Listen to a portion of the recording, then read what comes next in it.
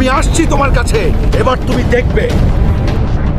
ও শয়তান হাল্ক, তোর জন্য আমি শান্তিতে বাঁচতে পারছি না। মনে হয় যেন আমাকে রেল লাইনে বেঁধে রেখে গেছে। আমি শুধু রহিম চাচার পোল্ট্রি ফার্ম থেকে একটা মুরগি চুরি করেছি। ওরে হালার পো, মোটা জানোয়ার, তুই কি এখনো ঘুমাচ্ছিস?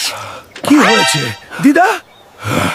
হাল্ক, আর কতদিন ঘরে বসে থাকবে? ঘরে কিছু নেই, খাবারও শেষ। তাড়াতাড়ি যাও, খাবারের ব্যবস্থা কর। হ্যাঁ নানি, আমি এখনই যাচ্ছি, চিন্তা করো না। এই কুমিরটা আজ আমার হাতে মরবে। আমি মাছটা বাড়ি নিয়ে যাব, দিদা খুব খুশি হবেন। দিদা, দাদিমা, তোমার হাল্ক আমার ধানের ক্ষেত নষ্ট করছে। আজ আমি ওকে ছাড়বো না। আজ আমি ওই হারামজাদাকে ছাড়বো না। কুমির তুমি রাখো, আমি তোমাকে এখন ভাজবো।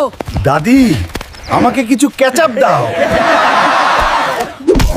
আমি হাল্ক, আপনার জন্য প্রার্থনা করছি এই ভিডিওটি লাইক করুন, এই চ্যানেলটি সাবস্ক্রাইব করুন। আপনার ইচ্ছা 2 দিনের মধ্যে পূরণ হবে। হাল্ক সব সময় আপনার সাথে আছে।